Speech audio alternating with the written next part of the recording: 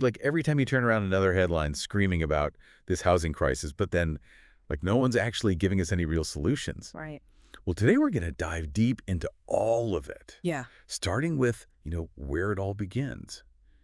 The history of HUD. Okay. The U.S. Department of Housing and Urban Development. We've got like a mountain of government websites and historical data and economic forecasts. I mean, we went all out to try to understand how this agency even came to be and like what it even does in today's crazy market. It's pretty wild, actually, when you start digging into HUD. I mean, it's so tied to the whole history of American housing, like going way back. Oh, really? It's not just some random government agency, It's a real reflection of how we've tried to deal with, making housing affordable and fair for, well, over a century. So rewind the clock for me. When did HUD even, start? All right, so picture this, 1965. Okay. The peak of LBJ's, Great Society program, everyone's talking about social reform, and fixing cities is like the top priority. Right. That's when HUD's born. So what was it all about expanding federal housing programs back then? Yeah, like making decent, safe housing a reality.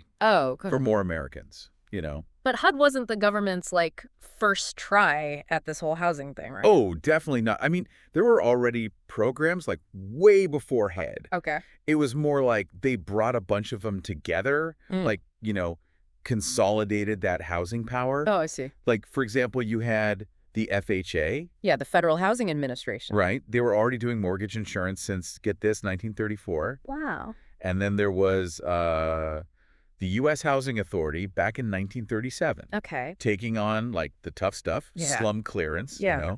and pushing for low-rent housing. Right. And, of course, you can't forget Fannie Mae. Yeah, that was 1938, right? Yep, creating a secondary market for those mortgages. So, Right. all that really paved the way for HUD to step in and, become this major player. Yeah. Wow. So a lot of history even before HUD. Mm. So when HUD did get going, did they bring anything, new to the table? Any big programs or policies? Oh, for sure. HUD coming on the scene was huge. I mean, one of the biggest things, hands down, was the Fair Housing Act. Oh, yeah, 1968. This wasn't just some small change. It Right. was a total game changer.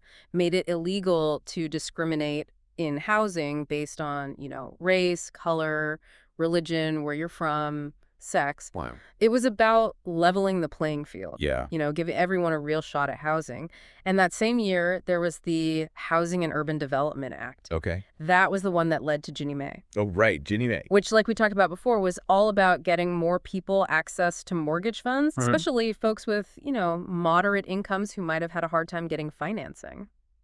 So, we're talking about decades here. Mm-hmm. How has HUD's role, shifted over time? Yeah, it's definitely not just standing still. In the beginning, it was a lot about fixing up cities and, expanding those housing programs.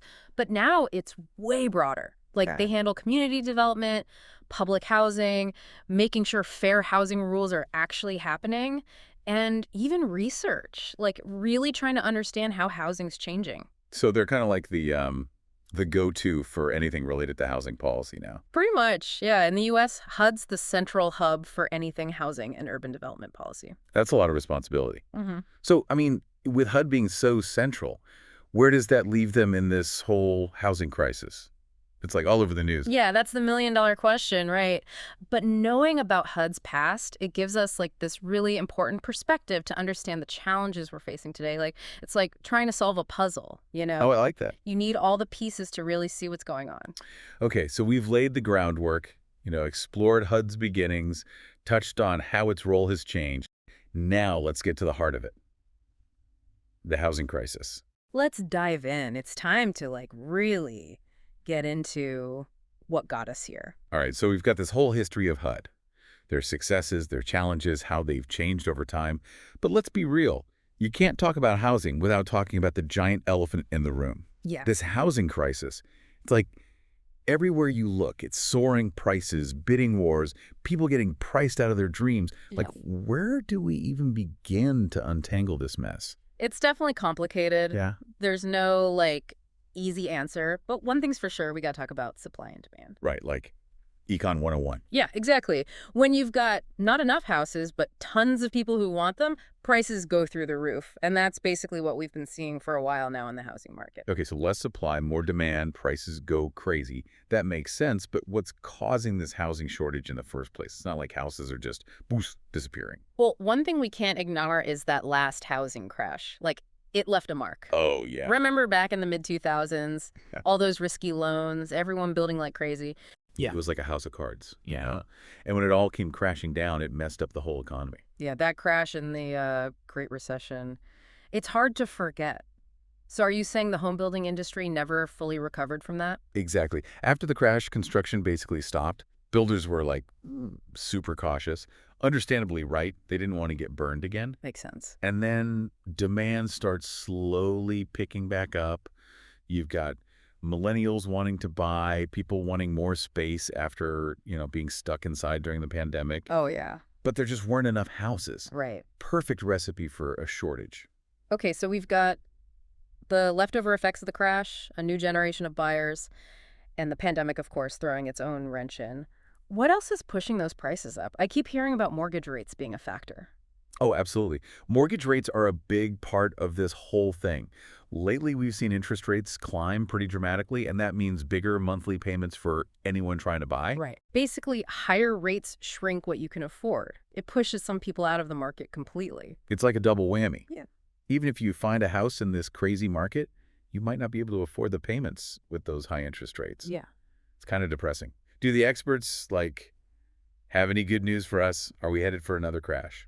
Well, there is some, I guess, not terrible news. Okay. Most economists aren't saying there's another crash coming. Really? And that's mainly because of this shortage we keep talking about. Even if less people wanted to buy, which is always possible, there are so few houses that prices probably wouldn't plummet like they did back then. Okay, so no crash. That's something, at least. Hmm. But does that mean we're stuck with these crazy high prices forever? Not necessarily forever, but most people think home prices will keep going up over the next few years. Oh, man. Maybe not as fast as we've seen recently.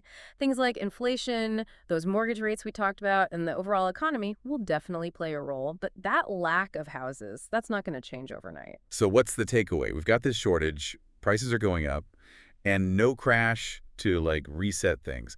Is there any hope for people who still want to buy a home? There are solutions, Okay. but it's got to be like a multi-pronged approach. Think of it as a toolbox. Okay. We need different tools to deal with a problem this big. I like that. Okay, so let's open up this toolbox. What kind of solutions are we talking about? Okay, so what's in this toolbox? How do we fix this housing crisis? How do we make home ownership, a reality for more people? Well, the most obvious solution, the one everyone talks about, is building more houses. Yeah, that makes sense. We need more supply, right? But it's not just about, building anything. We have to be smart about it. Okay. Part of that's dealing with all the, red tape. Oh, yeah, all the regulations and Yeah, stuff. exactly. All that stuff can slow down or even, completely kill new construction projects. So we need to streamline things, make the permitting process faster, cut back on all those bureaucratic hurdles so developers actually want to build. Exactly. Time is money, right? And Yeah. especially in construction. Yeah, delays get expensive. For sure. But we also got to think outside the box, how about encouraging builders to make more affordable housing? Okay, so giving tax breaks or subsidies to developers who build homes that regular people can afford. Yeah, exactly. Make it worth their while to build for different income levels. But it's not just about building new all the time. Right. We've got all these existing buildings just sitting there. We could fix them up, repurpose them. Oh, that's a good point. Like all those empty office buildings downtown. What if they were apartments? Yeah, that's a great idea. It could really help with the shortage. So it's not just about starting from scratch. It's about using what we already have. So what about helping the people who, are ready to buy but are getting priced out? Yeah, there's definitely stuff we can do for them.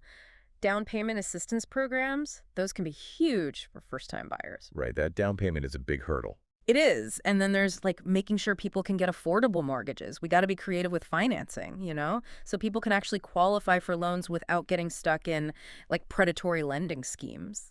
I think sometimes people get so excited about buying a house that they forget all the other costs. Yeah. It's not just the mortgage. It's property taxes, insurance repairs. Things always come up. All the time. So shouldn't we, educate people more so they know what they're really getting into. Absolutely. You're totally right. People need to understand the real cost of owning a home. Right. It's about being realistic, making sure they're ready for all that comes with it. So owning a home isn't just a dream, it's a sustainable one. Okay, so after this deep dive into HUD and this whole housing crisis, hmm what do we want people to take away from this? I hope people remember that the future of housing isn't like set in stone. There's so many things that affect it. Mhm. Government policies, the economy, even just how society changes. It's a lot. It is. What we talked about today is just the tip of the iceberg. There's so much more to learn, so many perspectives out there. Yeah, this is really just the start. What questions do you have now? What else do you want to learn about? Right. The more we know, the better we can handle this whole housing situation, whether Yeah. we're trying to buy a house, invest, or just, be informed citizens. Yeah. So keep exploring, keep asking questions. This deep dive might be over, but your journey into the world of housing is just beginning.